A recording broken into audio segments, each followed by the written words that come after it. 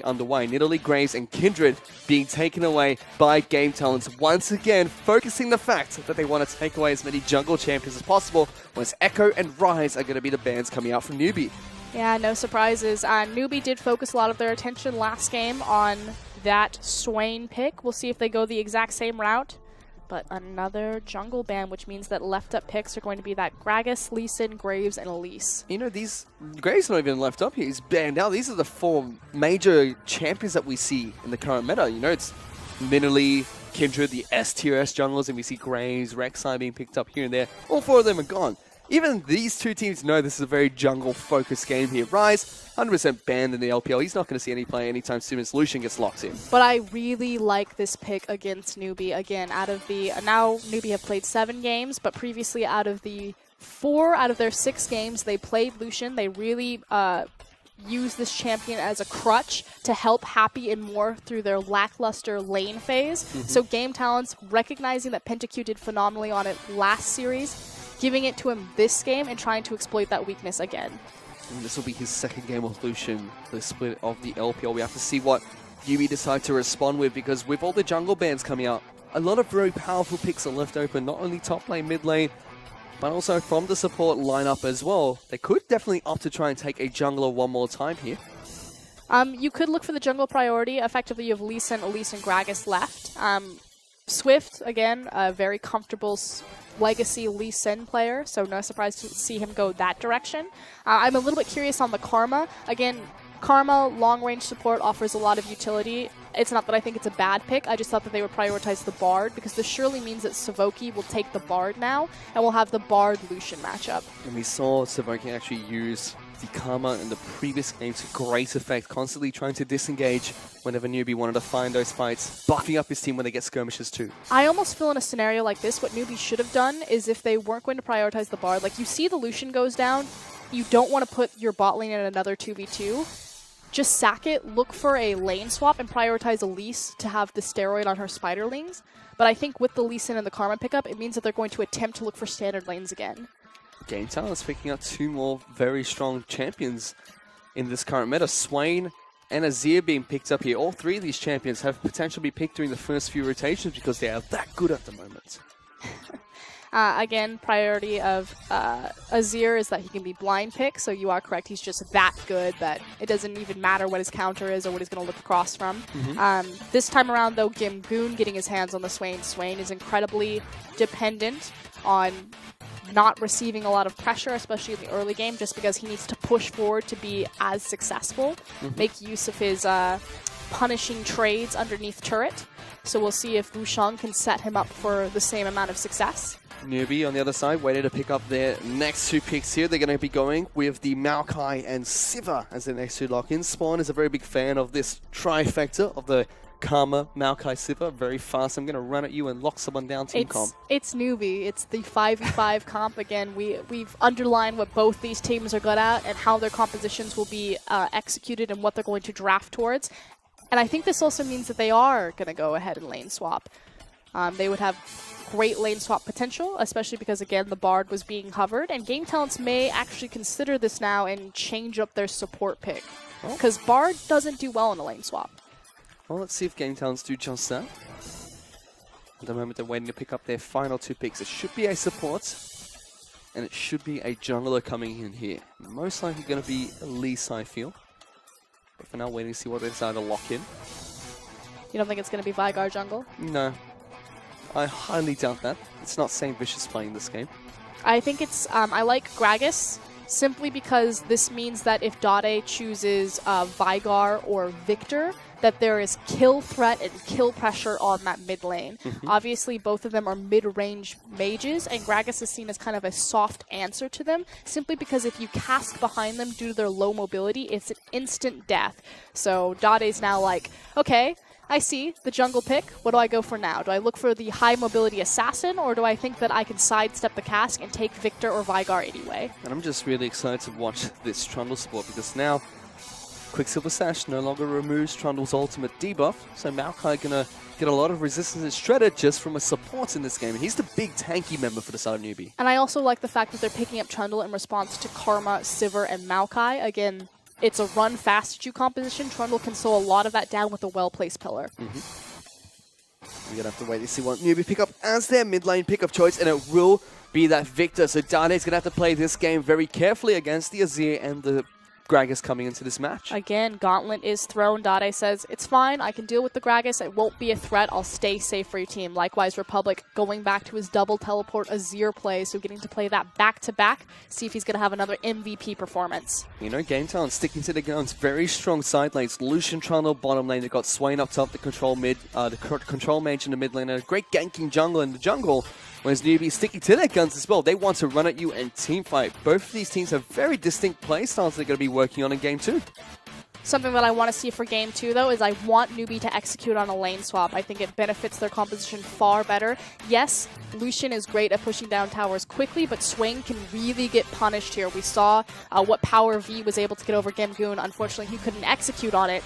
But Newbee can certainly punish. Well, we're going to be heading into game number 2 between Game Talents and Newbee very shortly. Newbee dropped their first game against the currently undefeated lineup of Game Talents.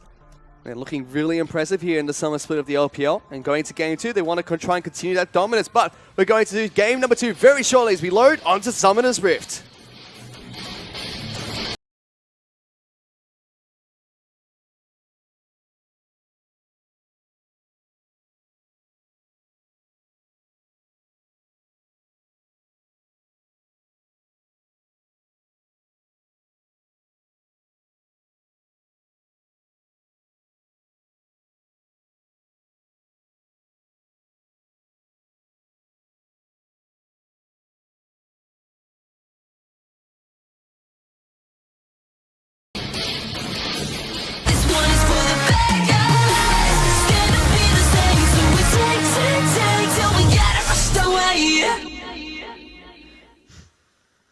It might very well be for the bad guys, but unfortunately they've caused us to grant another pause and a technical difficulty here. So unfortunately, we have to wait a while before we get onto the Rift, but hopefully we will be able to get that solved as soon as possible.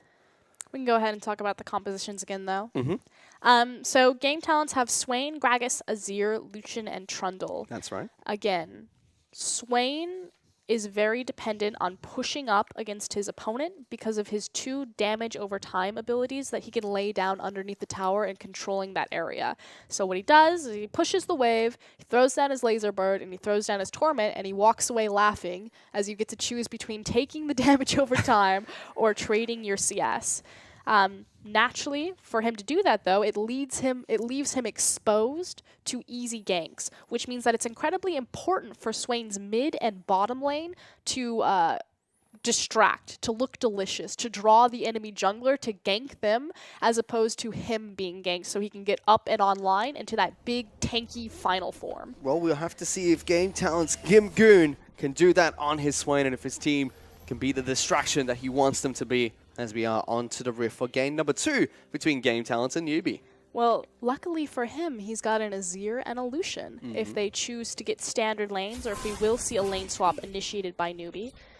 Again, Azir is going to have a superior push, especially early, against the like of Victor's. We're taking a look at the Keystone Masteries very quickly as we head into this game. Nothing too surprising. Further battle on Lucian, Warlords, Bloodlust on Sivir. We see these change quite a bit in Spring Split. And most AD carries opting for further balance there, but Sivir bringing that one back. Naturally, because Sivir is a 3-item power spike AD carry, she uses Warlord's Bloodlust to bridge her lack of lifesteal early on in her build. And it is going to be the lane swap initiated. So we talked about this a bit during Champion Select. I do agree with this. I think it's brilliant. Again, you saw the priority pick of the Lucian. You see that a lot of power is hinged on the Graves. That said, Game Talents are actually trying to blind match this. Be pretty impressive. And they will be spotted out by... Nope. They managed to duck underneath the ward. Well Stand done. Corrected. Newbee actually going to be running into the fog of war here. Instead, Game Talents are the ones that do get spotted out by the ward. And this is how extreme Newbee want to dodge this. They normally, a lot of players, because the waves have already set, would say, you know, screw it, let's go top anyway. Instead, they're resetting their position. They're going to lose a lot of time on this initial wave, but we will get a lane swap scenario. Why is this important? Swain doesn't do as well into a lane swap as Maokai will, just because of double jungle. Likewise, trying to preserve Happy and Moore away from PentaQ and Savoki. They were so punishing the 2v2 the first game around. Need to keep them alive and online. Big win coming for Newbee already at the start of the game here. We'll lose a couple of these minions right off the bat, but it's not going to matter to them too much. As once Happy gets into the lane, we'll be able to start farming wherever he possibly can. We will have a start of the lane swap coming from these two teams. There's going to be Sivir and Karma sent down to the bottom lane, reacting to the Lucian and Trundle being sent up into the top lane. Let's see where the lane swap goes from here. We check you in the mid lane very quickly, which will be isolated for some time. Republic up against Dade here. Dade already taking a little bit of poke here, popping a few potions very early on. So now the question goes, you know, where do Newbee go after this lane swap? Naturally, it's beneficial for their composition for the map to open because the less towers down, or the less towers standing, the farther you have to run, which means the more potent and powerful Maokai flanks are, as well as Sivir and Karma's mobility and augmenting movement. So they want to get to that big 5v5. They want to take these towers as quickly as possible, ramp their gold in kind of 2-3 item power spikes, and start looking for that 5v5. Because game one, they didn't get it long enough in that power spike. Swift, though, being very aggressive here against Republic. Flashes forward, taking some tower damage here. In fact, taking a lot of tower damage. That felt like a little bit of a misplay coming in from the Lee Sin. Yeah, Swift obviously on page, you know, we can trade the first blood here. Flashes to give him a better Q, but Dade not burning any of his summoner spells. He could have used the Ghost if they were simply communicating correctly. A single laser and an auto attack would have meant the difference there. And instead, that means Swift is not going to be able to get up into the lane that's being pushed now by Newbee, but he's returned for another gank here into the mid lane. Does have that ward still. Republic, though, being very cautious in this lane, making sure he's as far back farming as he possibly can against the Victor. Just making sure that he should be standing towards his strong side of the map, which is going to be that top side. You can see Gimgoon going to be the big beneficiary of these towers falling down. So is V. He's going to be the one that picks up all the gold for himself on that Maokai. Swift now wasn't able to get a successful gank in the mid lane, only burning the summoner spells coming out from Republic. Instead, he's going to be able to take away the Raptors from Wushuang inside of Gangtown's jungle, but once again, Dade taking a lot of damage from Republic. There's always going to be a question of how effective will Swift be in a lane swap scenario. We talk about how it's really important for Newbee to have an early power spike jungler because Swift compensates for their inability to lane as strongly as other elite LPL teams. In a lane swap scenario, a lot of the times the jungler is just either power farming or making standalone plays on the mid lane. And it's just curious if this will affect Swift's mentality. He was obviously very aggro to try to make something happen mid. Almost cost him his life. See if he gets himself into any more trouble or if he's going to be able to calm down, chill out, farm to level 6, and use that Lee Sin power spike. We just took a look at more than he's been invading quite aggressively in towards Game Talent's jungle. Dropped down a very deep pink ward. Trying to spot out vision for Wushuang moving around the map. So we're going back in towards mid lane. Republic still duking out with Dade here. He popped his teleport to get back into the lane earlier. Dade had to make the long trip back from base. But it's still Republic that's able to get the push down on towards this Victor. Does have the help of Gragas being nearby this time round. Game Talents now, they sent their AD carry support down towards the bottom lane. And be working on the next iteration of this lane, so trying to take down the second outer turret on the side wave. Neither team is doing a great job, though, of catching the incoming waves, so they're not preserving the waves that they have behind them, which means that we shouldn't see anyone commit to a push through. Good news for Game Talents, though, is that they have control over the Mountain Dragon as opposed to a Cloud Dragon that we saw early on in Game 1. So I'm going to give them the initial advantage unless Newbee can really make something stick here, either preserving their wave and pushing through or possibly a successful gank on mid lane. Newbee actually had a lot of pings going out towards that Mountain Dragon, but they're still going to have to take some time to take down this top lane turret. In fact, they might have to wait for the next wave here. And it sounds so simple, but you lose so much time on your tower trading by simply not standing correctly behind your towers. But Game Talent something not to go and try and take down that Mountain Drake. Instead, they're just going to leave Gimgoon down in this bottom lane, trying to deny a couple more of those minions and also soak up all the gold coming in from the tower for himself. The rest of Game Talents went back to base, picked up a few items for themselves instead. We'll have an... I wish I could look at Maokai. I was going to say he might have an extra wave to him, so Swain, Gimgoon might be at a small advantage when all is said and done in these side lanes. We'll see how that one pans out. Swift, he's trying to take away his wolf camp at the moment. Little does he know that the blue buff is actually being taken away now by Wu Shuang. He's going to be able to smite this one away. Right underneath Swift's nose, he walks on over towards the pit, finds it's been taken away. More helplessly walking through, seeing the buff taken away by the Gragas. But still relatively even between these two teams at the moment. 2 towers each, 11,000 gold to each of these teams. Newbee do have a very slight goal lead, but I say slight. It's only about 100 or 2 here as Dade going very aggressive against Republic, puts down that Chaos Storm, able to knock the Vixer out of lane. Yeah, and not able to get the chasing laser there because the Trundle Pillar managed to slow him down, so Dade not able to look for the follow-up kill. Instead, it's going to be Savoki and Wu Shuang in this mid lane trying to farm up whatever they can. The swap back, though, from Game Talents, again, control over this Dragon Pit is now back in Newbee's hands. They do have a bottom wave pressured very far forward, as well as more you can see on your screen laying down deep vision. He's been doing that this entire game, more making sure that Newbee have the vision that they need to continue executing these swaps. As now Swift, Moore, and Happy are going to be down on this bottom lane, working to try and take down the bot lane inner turret. Top lane inner turret for the side of Newbee, still very healthy, and there's no wave crashing towards this. This could be a free objective going on over towards Newbee. Yeah, there is zero response. Savoki and Gimgoon are on this side of the map, but uncomfortable approaching it because Swift is level 6, so there is massive kill pressure if Lee Sin gets behind them. Happy and Moore just going to add insult to injury as well, trying to deny its way as many of these minions as possible. The next wave for Game Talents is here, so the minions are going to fight that instead of the tower, and Happy will eventually take that one down. So beautiful adaptation from Newbee. Game 1 to Game 2, they execute on the lane swap. Game Talents are trying to make a very late rotation towards the top side of the tower. Should be met, though, because Happy and Moore are starting their back, so it is going to be a tower lead overall for them.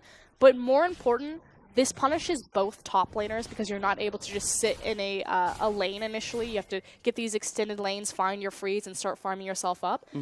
But a Maokai is going to be so much more beneficial, so much earlier than Swain on this low econ build. So desperation calls, and Game Talents are trying to set up a cheeky brush play. Gimgoon really needs to try and find a way to farm up in this game. He's now sitting alone there, but Moore, he's been caught out inside of his own jungle, gets ignited, tries to flash over the wall. There goes on the hunt, being popped by Sivir, trying to keep him alive. Happy gets the heal down, but it's not going to be enough as first blood goes over to PentaQ. And again, desperate play, but fantastic adaptation from Game Talents to make something stick for them, which means they still have pressure on this side of the map. With that pickup now, Lucian, he's going for the Youmuu's Ghostblade Black Cleaver build, so that's going to help him out pick up that item faster than you would expect. Very cheap build coming in from the Lucian. He's already got this ready to pick up. Their Swain may not be as powerful as the Maokai right now, but they've got first blood. That's what counts. They've got the Lucian. He's got first blood. That's what counts. You know, Swain, he's always an investment for later on in the game. Oh yeah, but that ramp time, and again, Newbee, it's about getting them to these 5v5, these 3v3 scenarios. They know that V's in a more comfortable spot. He's got more farm coming into him. They know that they have a window of opportunity to contest this dragon, so it's going to be a very early and very free Mountain Drake. Newbee in complete control and executing on this lane swap beautifully early game. It surprised me that Game Talents decided not to take that one down earlier when they had control over the pit. Instead, they just get out-rotated by Newbee in this match twice already. That was the first Mountain Dragon to get taken down by the side of Newbee, and the next one will be spawning in 6 minutes, another Mountain Dragon. So back-to-back Mountain Dragons. Again, Ocean Drake probably the most powerful dragon pre-25 minutes, and the reason we say pre-25 minutes is because it indicates if you're in standard lanes, 25 minutes is when, you know, teams start to group up and really start sieging towers as bot. PentaQ just caught way out of position there. Newbee just find a very easy pick for themselves. But when your maps and your side lanes are opened up like this, the Mountain Dragon's going to mean even more earlier because we already have teams sieging. And again, Sivir, Lee Sin, Karma, they mean so much more in a lane swap because it's farther to run, and PentaQ just didn't even try. Just dropped the ball there. No reason for him to be in that position. Seems like Game Talents just making these micro mistakes that are adding up to quite a lot at the moment. Newbee, 1,500 gold ahead, an extra tower, and a dragon to their name. So looking very strong just 12 minutes into this game. Newbee really targeting what game talents are strong and comfortable with is now in the mid lane. Dade actually going to get caught out here. Republic ults him backwards. They have Savoki working on him, trying to take him down. A teleport's actually coming in towards the mid lane as well. Republic will be the first to fall down as V was able to get the wraparound gank. Savoki trying to chase down Dade. Wushuang able to knock Swift away as they try to take down these two members. Nevermove is going to lock him down, but V, he's able to take down Wushuang. This is disastrous for game talents at the moment. The saving grace might be Gimgoon, but here comes the comer as well. PentaQ gets the good damage down on towards the Maokai. Swift is going to have to try and run away. Q's on over towards an enemy minion and will be able to get out of there. It's still a 2-for-2 trade. Yeah, so Newbee again trying to group up, look for their superior 5v5, 3v3, but unfortunately they don't have the strong members collapse well enough. And game talents, another great reactionary play. Just like their brush camp, they find a nice collapse which keep them even and get their foot back in this game. Gold lead still to Newbee. And they're about 1,500 gold still ahead of game talents at the moment. That's just a trade in kills there. They're going to be able to siege this mid lane outer turret.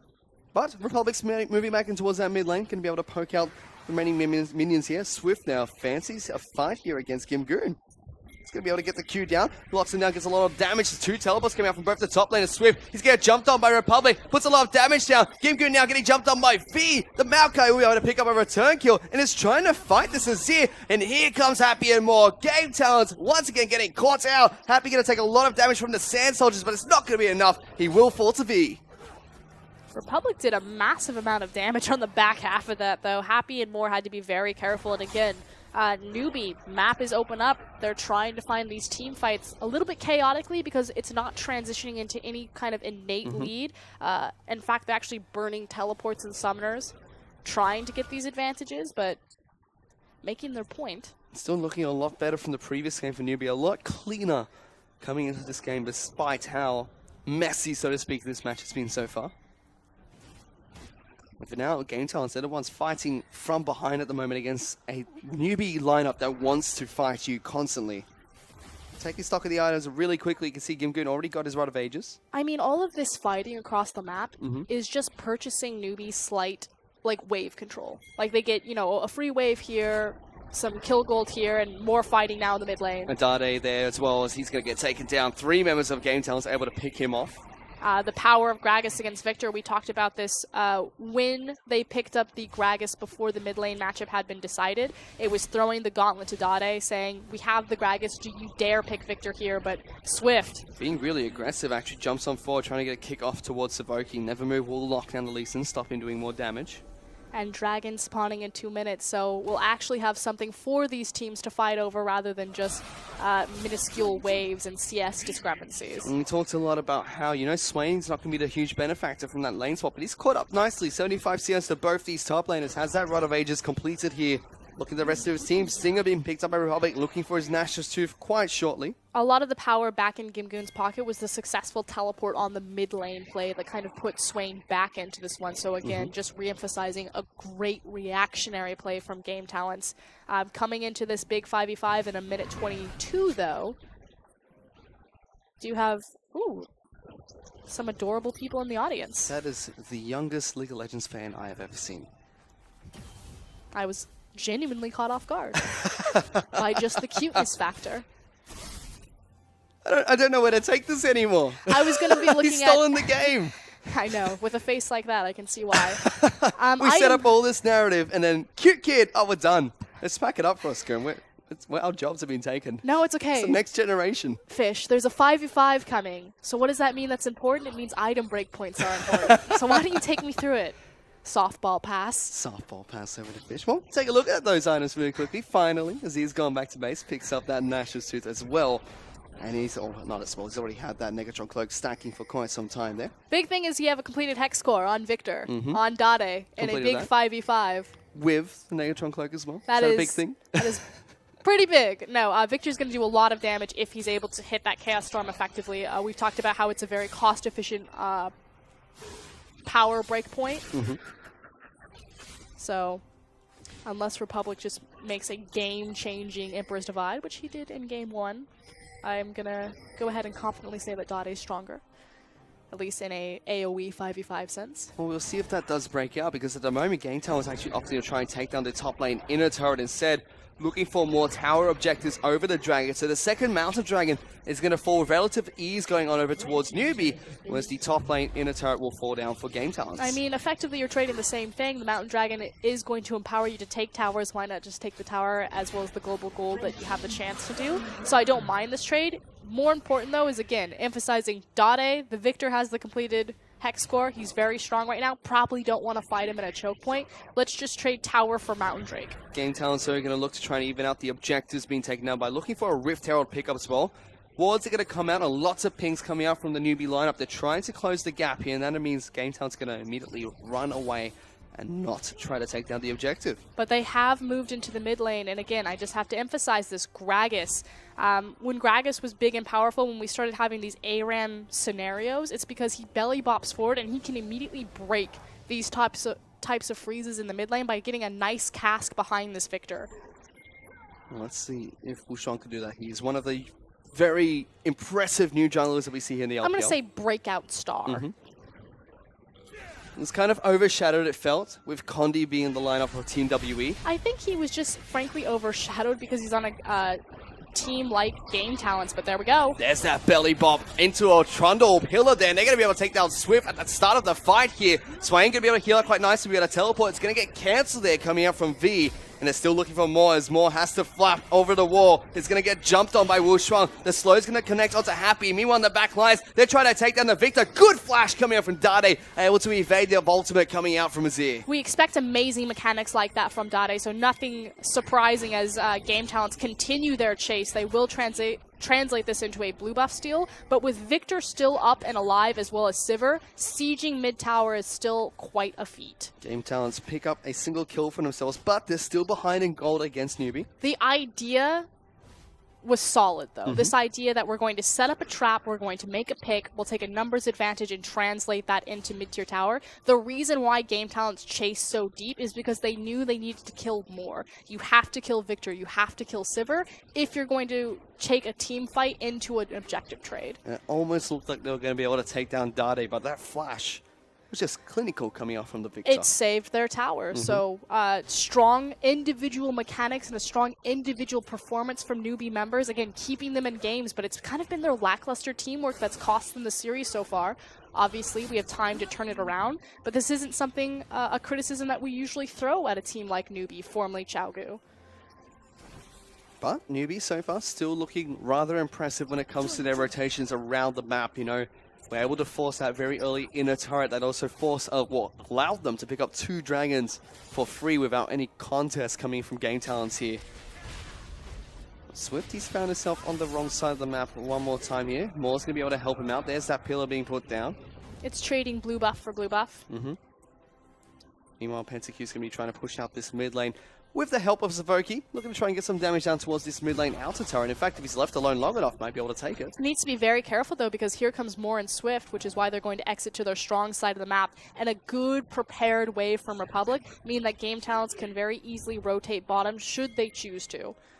Republic's going to try and push this one out. Has a very nice wave, as you mentioned. V is here, though, looking to try and stop him from pushing any further. Good poke damage come out from Republic. More important, great positioning from Wushang. Check on your minimap right now. He's cheating and shadowing on top of Republic, daring Newbee to walk into the jungle. So setting up a really nice vision trap. They could look for another pick. Swifter is going to be able to bop here. Wushang, great timing. Stops the damage coming after the Q on Wushang, but he's going to get kicked backwards more now. He's going to get jumped out as Wushang takes a lot of damage on the Huntsbeam pop. Teleport's going to come in straight on top of a gravity field from Gimgrid. He flashes forward, gets the never middle to Dave. Great pillar is going to be coming out from Savoki to keep him on top of that skill shot coming out from the Swain. And this is what's put Game Talents over the edge and why I'm starting to question that they're not a bottom tier LPL team, but they may actually be the real deal. They are so good at setting up between objectives. They had 2 waves prepped and they baited Newbee into a trap and they're looking for more. They're going to try and jump onto Happy. Here comes Wushang, flashes in. Good flashes in return from Newbee. Wushang is getting taken down low, but they've already taken down more. Looking for more people to take down, but they will settle for the mid lane outer turret instead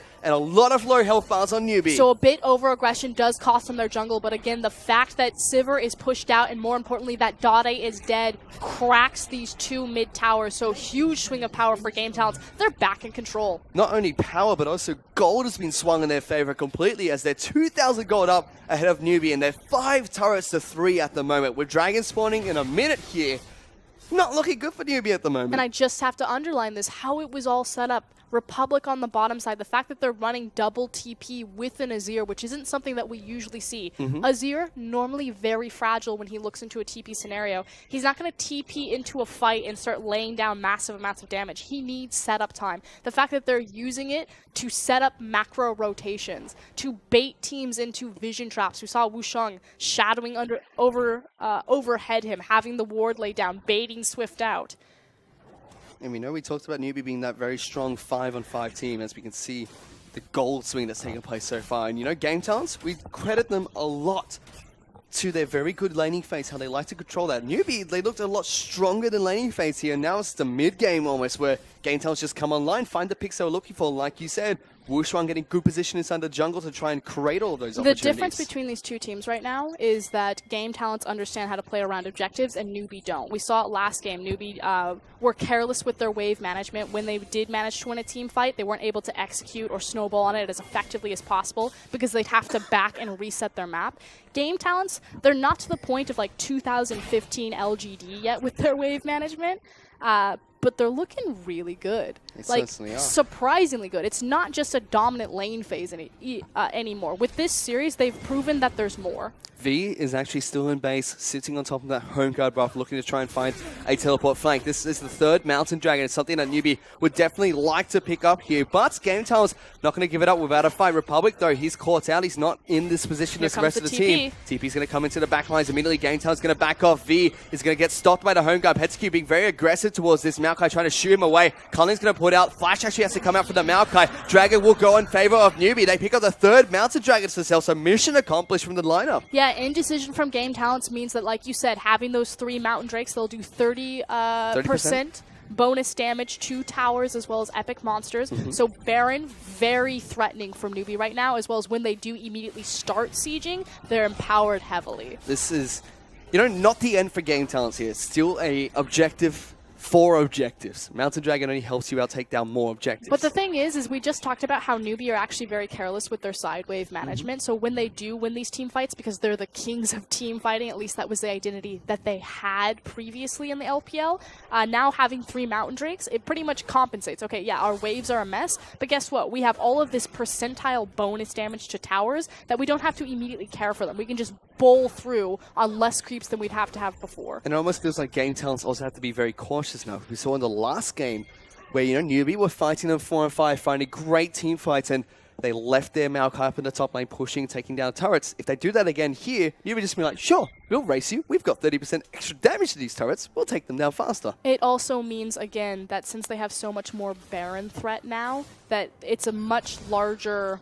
You know, you have to come to this area because we could very quickly burn through this. And that's where Victor, that's where Maokai, that's where Sivir want to fight. They want to fight in this Beyblade arena around Baron, this Venn diagram of death. Saving grace, I feel, for Game Talents at the moment. They have both their teleports up and available. Gimgoon and Republic able to split away from the team and join them at a moment's notice if Newbee try to execute on taking down that Baron Nashor or look to try and push for a turret. For now, though, very content with farming up. As we check in with these items really quickly, you can see Azir, good spike for him, picks up the Abyssal Scepter, looking towards his Rylai's as his next pickup. Swain has already picked up his Spirit Visage, probably working towards these on his Hourglass next.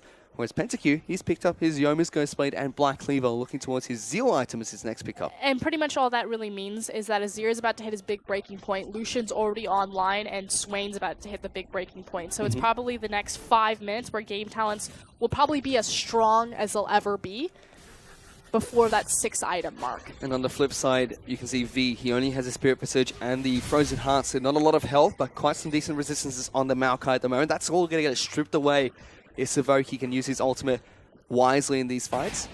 Lee Sin looking towards a very tank-oriented build, has that Banshee's Veil being picked up. Victor completed that Hex Core earlier, now looking for a major ability power item pickup with the needlessly large rod inside of his inventory.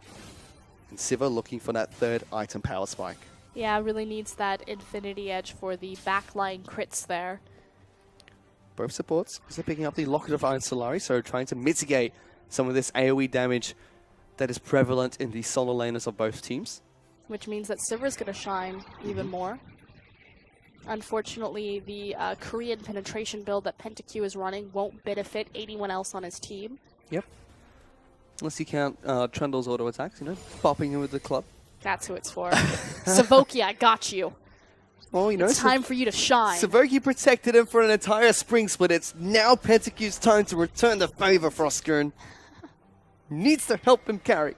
He's the highest KDA of all the supports right now. He's definitely doing quite impressive things this game. As we have a little bit of a lull again. Newbee, they want the 5v5. Their comp is empowered with more space to run around. Wow, I need to blow my nose. Game talent, so they're going to be pushing out here still, also waiting and trying to see where they can actually fight, because they wouldn't mind taking a 5v5 with the gold advantage they have at the moment, but not necessarily on an even footing with Newbee at the moment. That's where they would shine. And you can see that with the patience that Game Talents have at the moment, warding it up, clearing out as many wards as possible. It's Game Talents having superior, again, creep control and creating different pressure points on the map in terms of waves for Newbee to clear and to farm, and kind of dragging them around the map because they're waiting for a different objective to appear on the map. So another dragon will be spawning. It's no longer going to be a mountain drake. The three of them have already come up. Newbee has control of all three. But Game Talents can't leave the Baron alone. It would die in seconds. They'd shred through it. So it's this dance of, we have to be near this area because we can't afford to leave it alone because the mountain drake is too high of a threat on your shredding composition. But what we can do is we can make the most of our double teleport, and we can be really obnoxious by continuously resetting these side lanes and forcing you guys, instead of to consolidate 5 people and pressure this Baron, to continuously deal with these side waves until, you know, another dragon spawns or we have another option on the map that maybe we can play into. And they're going to continue doing just that. You can already see Gimgoon making his way towards the top lane. V actually preoccupied with Republic, who is split pushing down the bottom lane. Both Gimgoon and Republic have their teleports in this matchup. We saw the Azir, he was trying to pick up his Reinhardt Crystal Scepter, but was only able to pick up the needlessly large rod during his next back there. Gimgoon, though, he's just picked up his Zhonya's Hourglass, so a massive spike for the top laner for Game Talents at the moment. And just look at how cautious Republic is being. Now that he has vision on where members of Newbee are, he's going to go ahead and step forward and reset that wave. But like you said, making use of the fact that they have the double teleport. Eventually, someone will be out of position. On the hunt was actually popped there by Happy, looking to try and catch out Savoki. Forced the Trundle to use his flash to get away. Game Talents, though, continue to be patient. That's one ultimate down. Dragon will be spawning in 5 seconds, but again, just chipping away at Newbee, stretching them farther and farther apart, forcing Dade to respond to creep waves, and trying to open up space to make picks. That's actually a flash being taken away. We saw the flash being taken away by Savoki earlier. Now, Swift being very aggressive, looking to try and take down a red buff. He might actually pay for this with his life. There has to flash away from the cast, and we'll get out of there. But now, teamfight's being taken place. Wushang going to be locked down by V. There's the ultimate coming out on from the Maokai, trying to reduce some of the damage there. But a good culling comes out, puts down a lot of damage. Wushang tries to go back in, never move, going to land onto Dade. Suddenly, Game Talents looking to try and split up the lineup coming in from Newbee. Is Wushang going to be able to get out of that pit? Nobody gets taken down in that fight, just ultimates traded back and forth. Keyword there was split. It's exactly what Savoki's pillar did. Game Talents also using Swain as a big front line, but caught out as they rotate back to mid. V getting a jump straight on top of Gimgoon. Savoki now going to get jumped on by Swift. Lots of damage being put down onto Lisa. Great body bop coming in for Wushang. Straight onto 3 people. That signals go time coming in from Game Talents, and they turn the team fight around. And the all-star jungler isn't Swift in this matchup. Again, Wushang comes up huge, finding the belly bop on 3 CC targets underneath tower. Means a good cleanup, and now possibly a free Baron. Dade and more could look to contest, but I think they're going to give it up. And look where Republic's standing. He has his ultimate available. He's full health. He's ready to stop the mid lane and the support if they try to get anywhere close to that pit. And now Game Talents, they have a 5,000 gold lead on their hands with this Baron buff. they're looking really strong 30 minutes into this game. And check out this overreach from Swift. So Swift's going to go ahead, go in on Savoki to try to get to PentaQ, knocks him away from the Dragon Rage, but bam, right there, the flash belly bomb. A great response from Wushang. I cannot say it enough. This guy needs to be watched. He is an up-and-coming all-star in the LPL. He's already proving that here. We talked about him so much last night, he wasn't even playing because Condi was playing that game. That's the member who was playing for Team W while he was on the bench there. So we take a look at the damage that was dealt in that fight. Swain and Azir way up there. And they're already wreaking havoc with their massive item power spikes coming in here. On the other side, though, Happy is doing his job on the Sivir, which is what you expect with those ricochet bounces, but unfortunately Swift and Maokai not providing the correct line of scrimmage there, not setting up enough space and time for Sivir to shine. Dade as well, pretty disappointing in terms of damage in that fight, equal to V in that matchup. You know, not really good when your Victor's doing the same amount of damage as your tank. And frankly, right now, we've got 3 Mountain Dragons. Again, the Air Dragon was just picked up from Game Talents, but those 3 Mountain Dragons mean nothing if you never hit a tower or if you never hit a Baron. With no objectives on the map at the moment, it's going to be difficult for them to take down more. You shouldn't be there, my friend, as he's getting caught out by Game Talents. Carling's going to get put down, puts a lot of damage down on towards this comer. Wu Shuang looking for that final barrel, and will slam him in the face to take him down. It's a 4 and 5 for Game Talents, so they look towards taking down an inhibitor. Good news, though, is that Newbee fans, you still got Victor online, you still got Sivir online, so still an uphill battle in terms of sieging into this tower.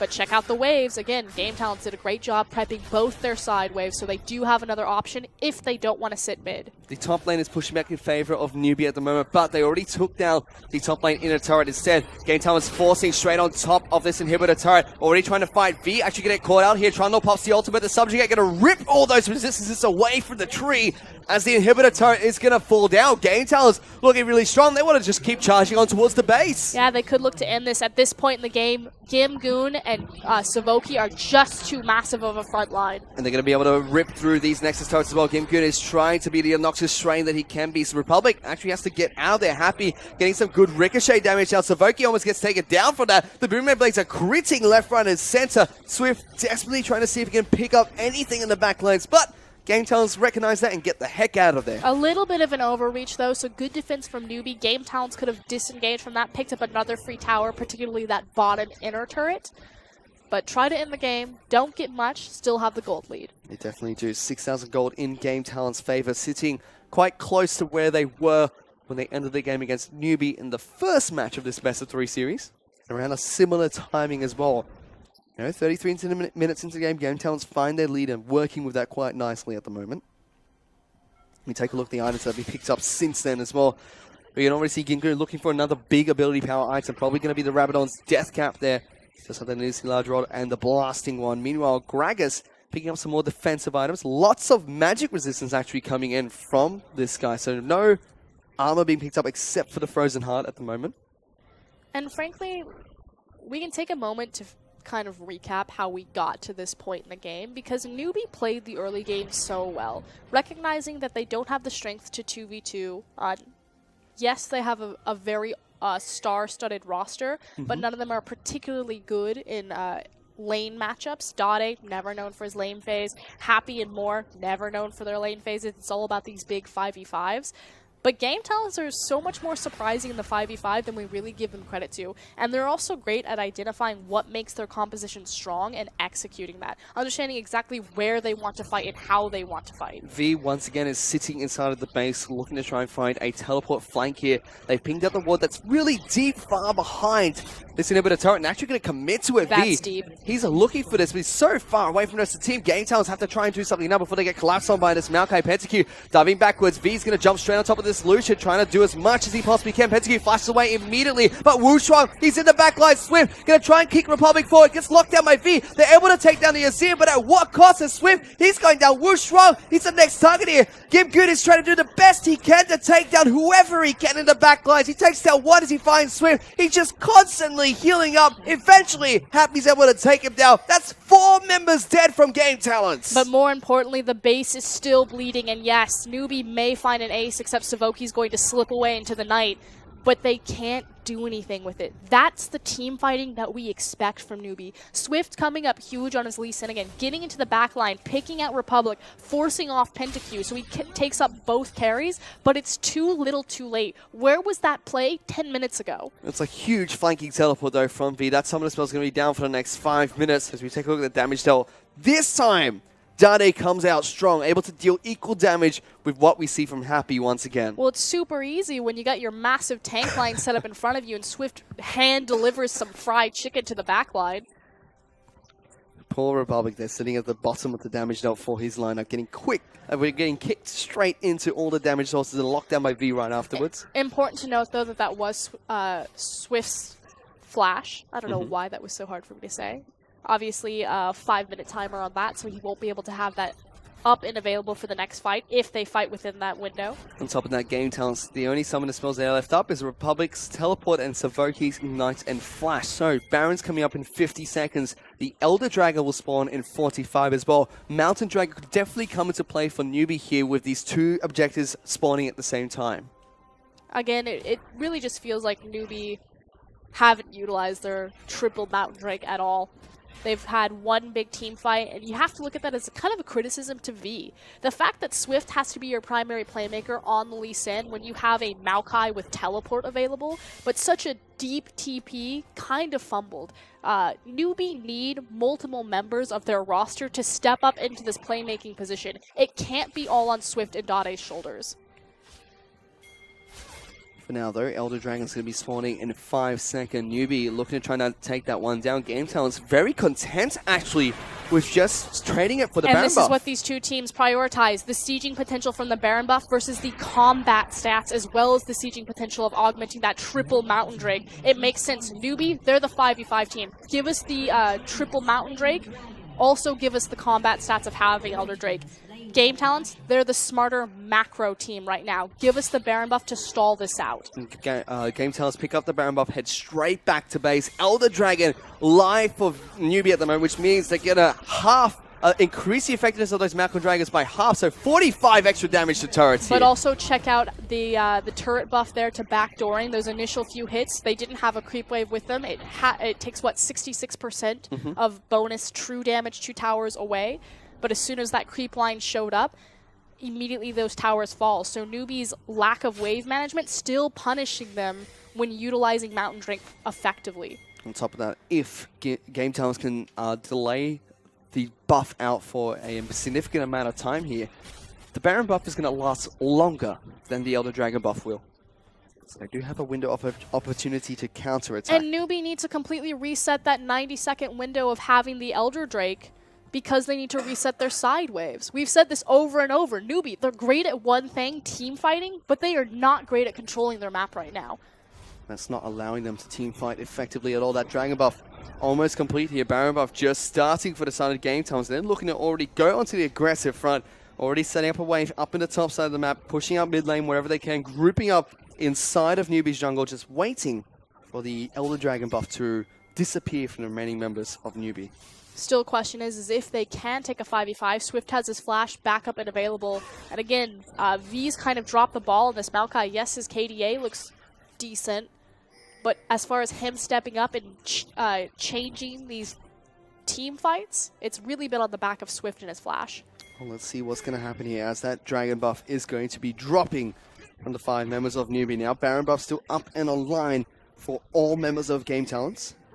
They're definitely going to be looking towards taking down this inhibitor. There goes the Dragon buff. Immediately, Wuzhong shows himself inside of the mid lane. Rest of Game Talents group up as well. There's a teleport actually coming in. There's Savoki. He's getting caught out. There's a turret coming down as well. V, he's being caught out. Subjugate goes onto him. He melts like a hot knife through butter. But Republic takes so much damage in the backlines. Chaos Storm is going to deal so much to him. He eventually goes down. But Swift, he's already dead. More and Dade, the next target. Siva's going to get taken down. And a clean, clinical ace comes out from Game Talents. Game Talents just ripped Newbee in half. These were the former kings of team fighting, and not only were they beat in the team fight, they were beat around the map in a clinical 2-0 from this unexpected amateur team. And that's the Nexus turrets going down as well. The Nexus will fall. Game Talents pick up a well and deserved victory, 2-0 against Newbee. And the question now has to be, where do Game Talents actually rank in the scheme of things? We've had a surprising performance from the LSPL promotion, May, but this former Energy Pacemaker roster meets Masters 3 in Game Talents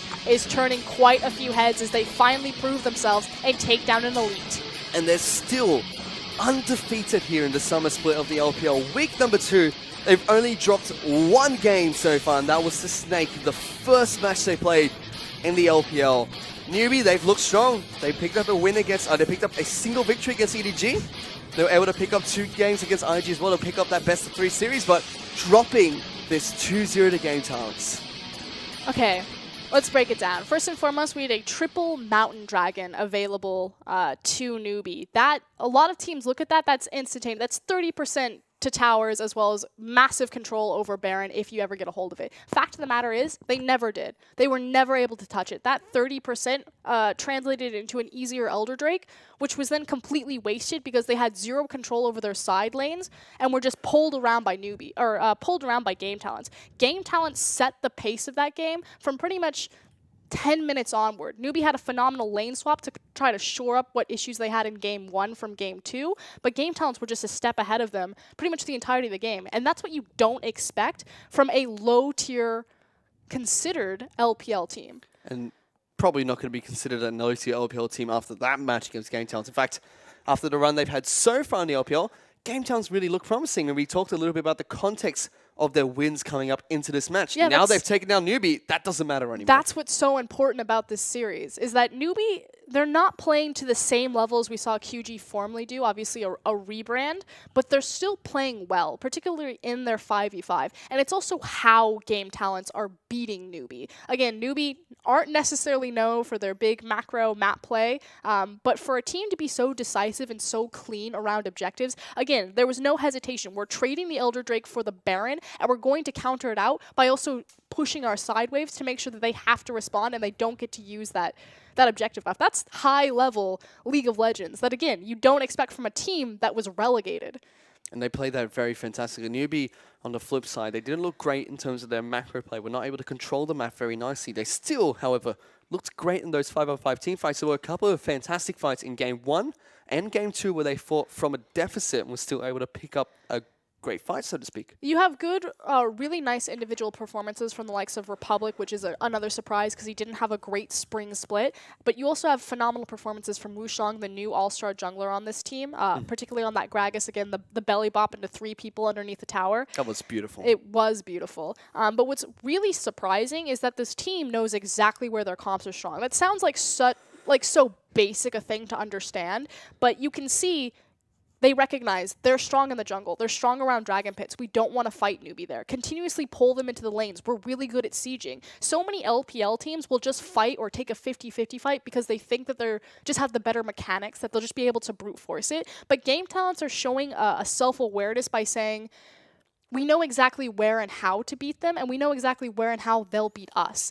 And they're doing a great job avoiding that. And that's what's separating them here, and that's how they beat Newbee. You know, one other player that we didn't really get to single out that I'd like to single out in this matchup was Savoki. You know, we talked a lot about him in Spring Split. You know, he was the protector of Pentakill, the one that keeps him on a leash, make sure he's always, you know, tame and brought back and kept alive. In this match, he looked fantastic. He was assisting Gimgoon, he was assisting Wushang. He had some great synergy with his ultimates and timing it with his team. Fantastic. He's been looking like a brilliant support in the LPL. Yeah, and what's so clever is if you initially go back to Champion Select, Savoki looked at the Bard. Again, the priority pick goes on to the Lucian, and then they see that Newbee in second rotation take the Karma as opposed to the Bard. Normally, teams would say, okay, they got Lucian, so we have to take Bard here because we don't want them to have the strongest 2v2 or one of the strongest 2v2s in the game. But when Newbee showed that they took Karma, Game Talents immediately pivoted. They said, they're not going to 2v2 us. They're going to lane swap us. So instead of taking Bard, who doesn't do as well in a lane swap scenario, they take Trundle and they try to counter out the movement speed comp. Well, we're going to take a look at the MVP for the match. The man that we thought would fall behind in a lane swap is going to be going on over towards Gimgoon. 7-2-10 with 22% of his team's damage share in that match. 90% kill participation as well.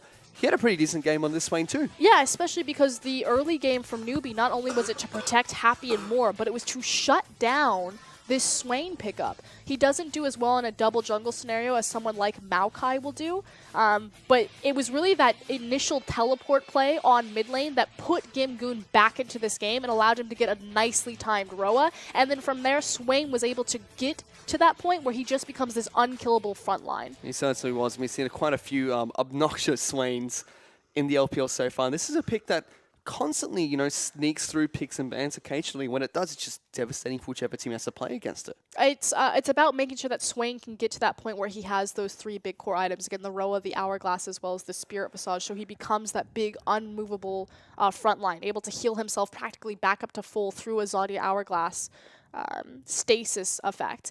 The issue is that if you put him into a lane swap, he's not going to be as effective as other champions. He's requires a ton of gold to kind of get up and online and before he's safe. So there is counterplay in terms of you have big windows of opportunity where I can gank this Swain because he's going to expose his Achilles heel, or I can slow him down and I can get him behind the clock, and my low econ Maokai will be much more effective in early team fights. But game talents are just so good at being reactionary and finding these desperation picks around vision play to make sure that Gimgoon, even though he was put in a lane swap scenario, was able to catch back up by getting 2 early kills. So we have a little bit more time here, Frosco, and one thing I want to really bring up, because we talked a lot about game talents doing well. One thing I really want to bring up is what did Newbee not do right there, besides the fact that they didn't control their maps, because they look good in team fights. They obviously knew that this was a very jungle-focused game, because they banned out 3 junglers, they took the Lee Sin, and Swift had a good performance on it, but things were just falling apart for the Newbee lineup. Swift wasn't able to get anything going. I mean, if we look at all of his early ganks, it didn't necessarily... Newbee were poor at identifying where they were strong and what side of the map they needed to pressure. I feel like even in a lane swap, Swift honestly had no idea where he should be or what he should be doing most effectively. Typically in a lane swap scenario like that, if you're not going to be utilized in the side lanes to push through and to contest inner turrets, as a Lee Sin, just power farm your jungle. Get that really early level 6 power spike and just turn up and just destroy someone. But Swift, you can see in his eyes, he wants to gank, he wants to be that carry, so he sits and he camps Dade's lane. Miscommunication, Dade didn't follow up, there wasn't a first blood that should have gone to Victor because he didn't burn either of his summoners. So it's these tiny little synergy issues. And is this something that we're going to continually see coming in from Newbee here? Is this something to have to fix going to the next few matches in the LPL as well? The thing is Dade is a strict upgrade over Doinby in terms of individual mechanical ceiling. If Dade is playing at his height and if Doinby is playing at his height, no one should ever dispute that Dade isn't as good as Doinby. The problem is that Doinby means so much more for Swift than Dade does. Dade, yes, he can team fight one of the best in the world. Swift, huge playmaker. We saw that. There were a couple of kicks where it's like, that shouldn't be possible on Lee Sin, but you made it possible against this composition. The difference is when Swift gets that scratch or that itch that he needs to scratch and he just goes way too deep, Doinby would follow him. Dade will not, and it leaves Swift's weakness exposed. And a big scary thing for me here is the fact that Newbee, their next match they're going to be playing is up against Snake Esports, and this is a team that you like to say are what Newbee are right now. They should be what Newbee are right now, but they're not. Is this going to be scary for Newbee, or that should be still a decent match for Newbee to take? It's funny because if you took Newbee and Snake and you smashed them together, you would actually probably get a pretty solid team. Because Snake right now, or theoretically, are good in kind of the lane swap scenario and playing around the map because their 5v5 isn't the strongest. Whereas Newbee, for whatever reason, are only good in their 5v5 right now. And that's still a little bit questionable as we saw this series. Game Talents, on the other hand, they'll be playing IG on Saturday, I believe. Or was it Sunday? Can't quite remember. They'll be playing IG during their next match. And this is going to be scary from IG because they've got a match coming up very shortly against Saint. That's not going to be fun to watch, knowing that Game Talents are looking this strong. That's the next team that you have to play after the match today. That's going to be a little bit scary for Invictus Gaming. I mean, if you want to think about it, maybe Saint will surprise us. I mean, IMA and Game Talents have been very surprising. It's still relatively early in the LPL, so I don't want to hype too much, but I think this series does actually mean a lot in terms of, again, finding context for where we are in the LPL. So it's a new split. We've got a lot of new teams, new players, new synergy to put together. And, you know, when we ranked internally Game Talents, we're like, bottom of the LPL, might get a few good like blue shells from them, but we did not expect this type of dominance. Well, Game Towns were able to prove us wrong and also take up the victory here. But we're going to go into a quick break and we'll be back with game number 2 of the night. It'll be Invictus Gaming taking on Saint. Don't go anywhere.